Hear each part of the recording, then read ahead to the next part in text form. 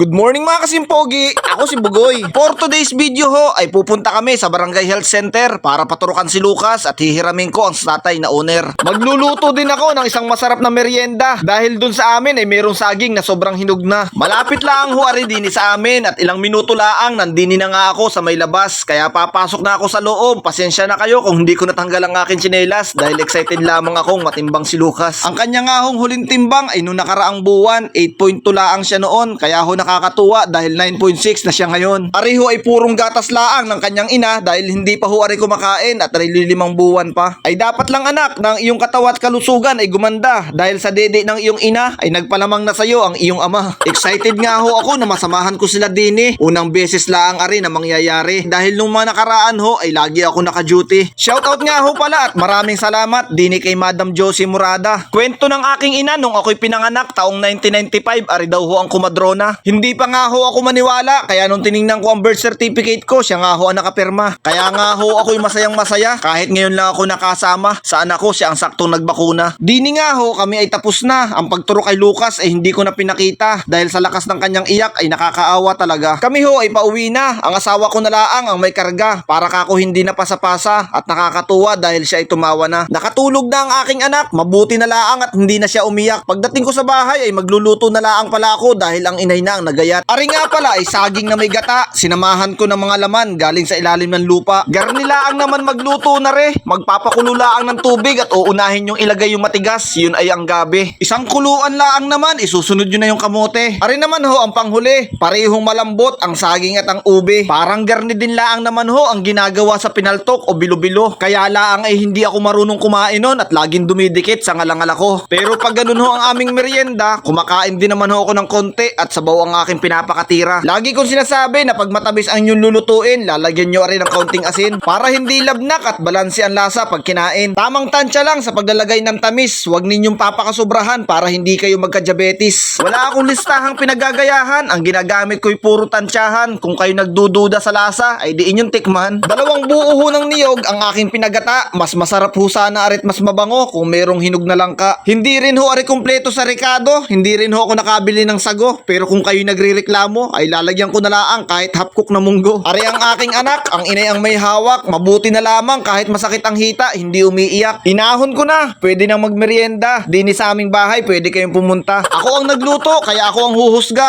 Naman, para sa akin, masarap talaga. Gumagawa ako ng mga video pag ako'y nasa bahay. Nagbo-voice over naman ako sa gabi pag ako'y nasa kampo para hindi maingay. Hindi ako kumakain mag-isa. Lagi kong kasama ang aking asawa. Sa mga vlog ko, lagi ko yan sinasama dahil yan ay napakaganda. Sige ho, God bless sa lahat. Hanggang dini na lang. Salamat ng marami sa inyong panonood. Paalam!